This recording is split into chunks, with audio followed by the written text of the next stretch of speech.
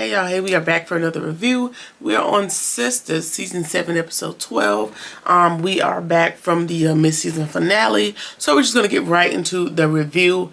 Just a quick recap of what happened since we last visited SISTAS. Danny and Karen fell out yet again. Some young white Republican-looking dude has infiltrated Jordan's campaign as a spy for Gary, and Gary has injured or hurt or unalived Penelope. We don't know. We just know that he hit her and had the cleanup crew come in to do something. We also learned at the end of episode 11 that Karen has 2 baby daddies. While it is a rare phenomenon, it is medically possible, and that is where we are at. So we're just going to pick up on episode 12. All right, so Karen's mom comes over. She called her mom, and she's just kind of sitting there in disbelief for her mom to come over to tell her what happened. And she tells her mama exactly what the doctor said, you know, about the 2 baby fathers. And her mama's trying to find the bright side of things, saying like, okay, well, just think about it this way: like, you have 2 amazing people that are willing to be great fathers to, you know, to those babies. So, you know, that's a bright side. But, you know, Karen, being the pessimist that she is, she tells her mom the only thing she was really worried about is people seeing her as a slut or like as a loose woman. And her mama telling her like, listen girl, it don't even really matter. It really don't matter what a whole lot of people has to think about it. You know, just think about it that way. And so now, you know, this is what we have to deal with for the rest of the season. Also at the end of last episode 11, before we left, Gary is held at knife point by Fatima, and Andy's there because they're basically trying to force the information out of him for him to tell them that what he did to Penelope, and he's not. We're picking up with that scene, and he's unfazed basically by the threats that Andy and Fatima are dishing out, and he like I said, he's unmoved. He's not budging on the information, and now he's starting to plant his little seeds that he's going to keep planting by the end of the episode, saying, you know, Andy, how do I know that you didn't do it either? Because you want Penelope to be out of the way so you can be with me. Just, I don't think it's delusion. I think he's setting something up, and we're gonna revisit that by the end of the review, the end of the episode. And so he claims that Penelope is simply not answering. You know, she has these tangents that she go on where she doesn't answer anybody, and maybe that's what it is. And Fatima knows, like, listen, we're not going to get any information out of him. So we just need to go ahead and go before I end up, like, you know, Swiss cheesing his ass. And so, you know, they're going to walk away. And at the last second, Andy does spot some blood on the wall in his office. And so that's giving her inclination, like, you know, giving her confirmation that he has done something to Penelope, and they need to keep working to find out what that is. All right, Andy tells Fatima that they need to go to the police and tells her about the blood that she saw on the wall. And Fatima tells her, like, before you do that, you need to, you know, at least to update Jordan on the information and let him know so that he can file a police report, because that is his sister. So that's now what Andy needs to do. Okay. Gary and Tamara.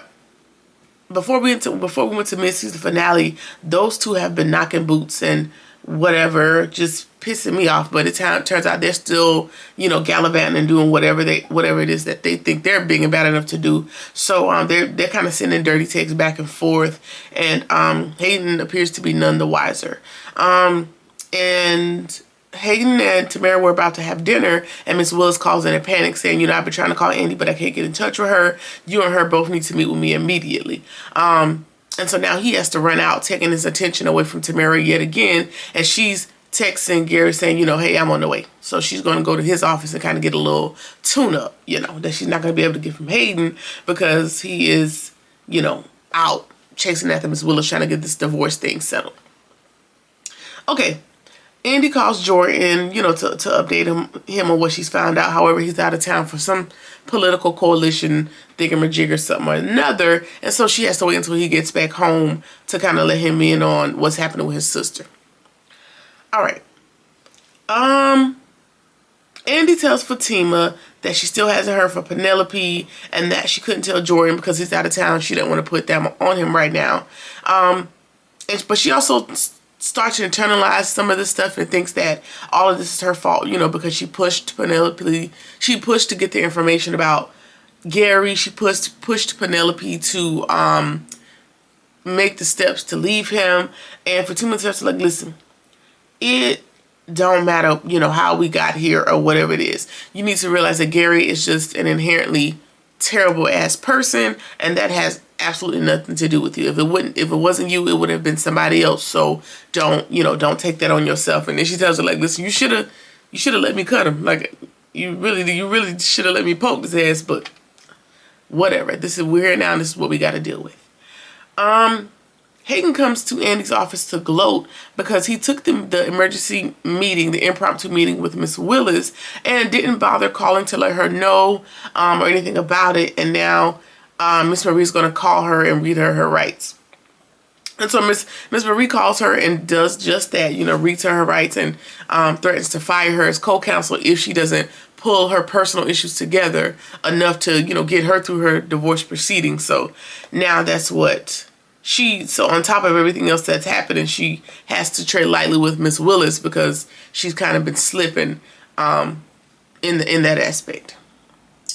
Okay, Maurice and Karen, whatever you want to call her, are going back and forth at the bank, and she tells him, they're going back and forth, just exchanging comments about each other, and she tells him, like, listen, you're just a personality hire. You only got hired back at this facility because Sabrina's your friend. And Maurice agrees. He was like, yeah, she's my friend, and that's why I got hired. But what about it? But I also want to let you know that I am also very good at my job, so that might have something to do with why I'm back here. So just not too much on me.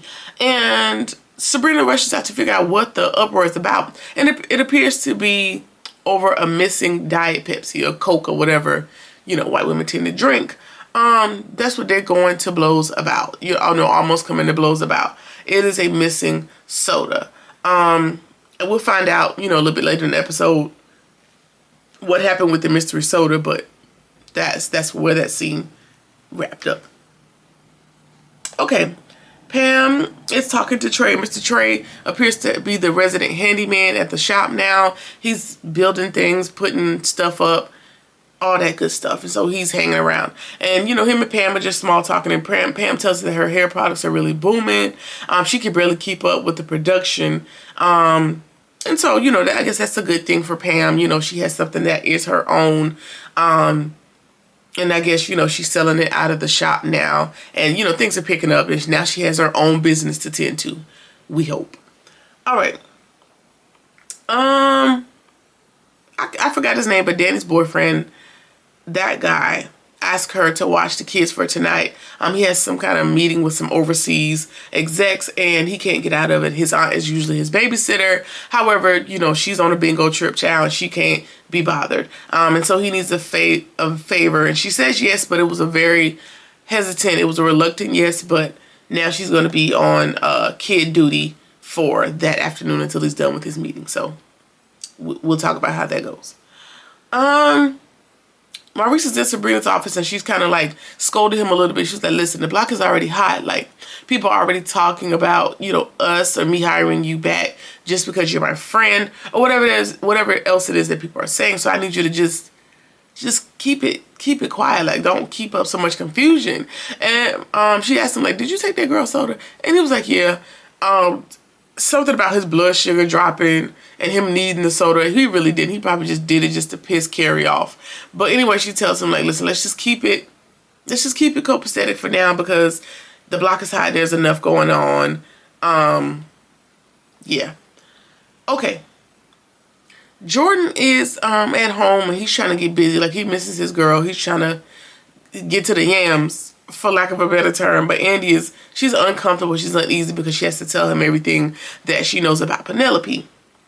And then she starts to tell him, like, this is why I'm standoffish or whatever.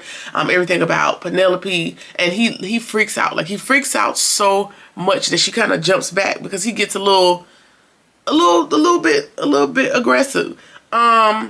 He didn't really grab her or anything, but he gets a little aggressive and a little bit loud. And so, she takes a step back. And now he's pissed because he feels like he he feels like Andy should have told him all of this prior to now. And so, you know, he feels a way about it. And she also has to go on and tell him, like, listen, yeah, I let Penelope know about who Gary is, and I've been quietly trying to help her escape. And he still is pissed, like, you know, you could have let me in on that information. Just pissed that he wasn't privy to everything prior to this moment. But then he rushes out, you know, because he's going to go to the police department to put a missing persons report in for his sister, and we're going to deal with that. That's, you know, that's not what we have to deal with. Okay. Maurice and Greg are talking. He's happy that Maurice isn't on Backpage, Plenty of Fish-esque type of whatever he was doing to make money in the time that he wasn't working at the bank. He's glad that he has Maurice all to himself, and he wants to take the relationship to the next level by way of them becoming exclusive. So I guess this is his offer for them to be exclusively only dating each other. So you know, that'll develop throughout the remainder of the season as well. All right.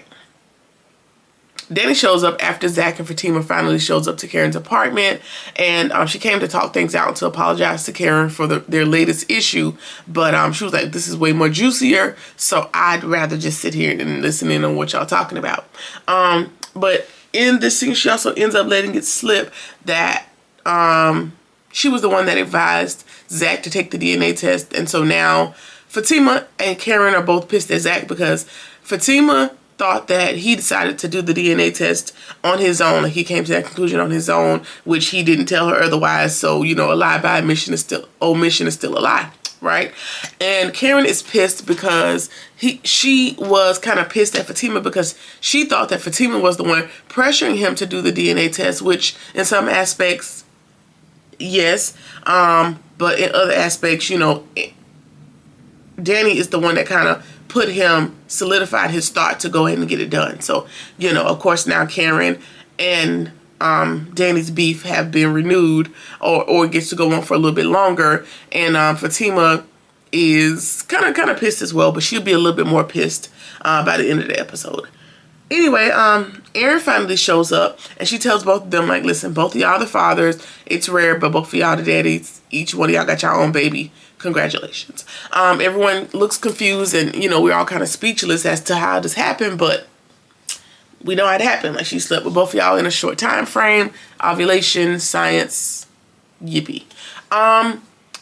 And so Zach is, you know, he's taken aback for a second, but he's still excited. He's way excited. He's hoping for a girl. Like, he's like, you know, I'm still excited. I hope it's a daughter for me. And, you know, that's when Fatima's getting pissed because he's still excited about being his child's dad and taking care of this baby and, you know, all these other plans that he has for what he sees the child being or doing for this child. Whatever. Congratulations. And it turns out that Erin appears to be excited as well. Maybe not as over the moon as Zach is, but still excited nonetheless.